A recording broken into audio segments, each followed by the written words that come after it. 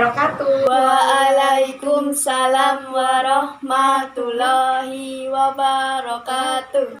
Baik, sebelum memulai pembelajaran pada pagi hari ini, marilah kita berdoa terlebih dahulu. Kepada ketua kelas dipersilakan. Di tempat duduk, siap, gerak. Berdoa, mulai. Berdoa, selesai. Baik, terima kasih. Anak-anak, Ibu absen terlebih dahulu ya. Ya, Bu. Sela Amalia Irsanti, Hadir, Bu. Elina Eka Putri, Hadir, Bu. baik, lengkap semua, alhamdulillah. Seperti yang Ibu sudah bilang pada pertemuan kemarin, pada pagi hari ini kita akan membahas mengenai teks negosiasi. Di mana teks negosiasi tersebut terdapat beberapa poin yang akan Ibu jelaskan kepada kalian. Yang pertama ada ciri-ciri, kemudian pengertian, kemudian struktur dan juga tujuan. Baiklah anak-anak, siapa di sini yang sudah mengetahui apa itu teks negosiasi? Saya, Bu. Negosiasi adalah proses tawar-menawar dengan jalan berunding guna mencapai kesepakatan bersama antara satu pihak dan pihak yang lain. Ya, benar sekali. Apa yang telah dijelaskan Sela, negosiasi merupakan suatu bentuk interaksi sosial yang bertujuan untuk mencapai kesepakatan di antara kedua belah pihak yang mempunyai kepentingan yang berbeda, seperti contohnya pada penjual dan juga pembeli. Memasuki poin yang kedua, yaitu ciri-ciri. Di sini terdapat beberapa ciri-ciri dalam teks negosiasi, yaitu yang pertama, menghasilkan kesepakatan yang saling menguntungkan, yang kedua, mengarah pada tujuan praktis, yang ketiga, memprioritaskan kepentingan bersama, kemudian yang keempat, sarana untuk mencapai suatu penyelesaian. Baik anak-anak, selanjutnya kita akan mempelajari mengenai struktur dari teks negosiasi. Sebelum membahas mengenai struktur dari teks negosiasi, Ibu akan menjelaskan mengenai strategi-strategi yang ada di dalam negosiasi. Yang pertama, win-to-win strategi, kemudian yang kedua, win-loss strategi, kemudian yang ketiga, loss-to-loss strategi.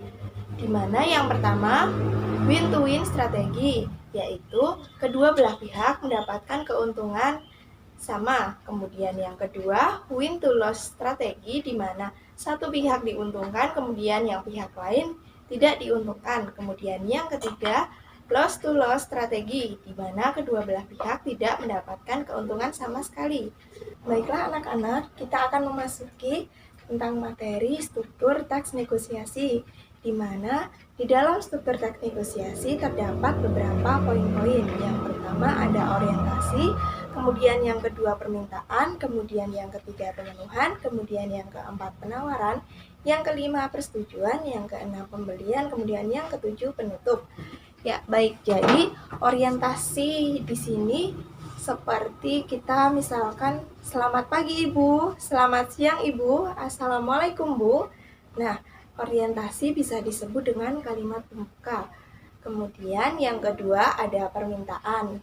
Permintaan di sini yaitu si pembeli menanyakan tentang barang yang ia butuhkan kepada sang penjual. Kemudian yang ketiga ada pemenuhan. Pemenuhan di sini yaitu sang penjual memberikan solusi tentang barang yang dibutuhkan oleh sang pembeli. Kemudian sang pembeli bisa mendapatkan barang yang ia butuhkan. Kemudian yang keempat ada penawaran. Penawaran yang dimaksud di sini yaitu penawaran harga atau negosiasi harga. Misalkan harga baju dari 50.000, sang pembeli menawarnya dengan harga 30.000 ataupun 40.000. Kemudian yang kelima ada persetujuan. Persetujuan di sini yaitu kedua belah pihak antara pembeli dan juga penjual menyetujui harga yang telah mereka sepakati. Kemudian yang keenam pembelian. Ketika kedua orang tersebut atau penjual dan juga pembeli telah melakukan kesepakatan atau adanya suatu kesepakatan harga, maka sang pembeli melakukan pembelian terhadap barang tersebut. Kemudian yang terakhir ada penutup. Penutup yang dimaksud di sini yaitu seperti orientasi, yaitu ketika penutup kita memberikan kalimat penutup seperti terima kasih Bu. Ya, seperti itu. Jadi di dalam jual beli juga ada kalimat pembuka, isi, dan juga penutup.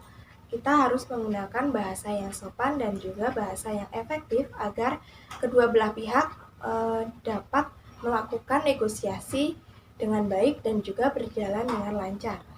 Baik, terima kasih. Apakah ada pertanyaan? Tidak, Bu. Kita akan membahas mengenai tujuan dari teks negosiasi. Yang pertama, mencapai kesepakatan yang memiliki kesamaan persepsi, saling pengertian, dan juga persetujuan.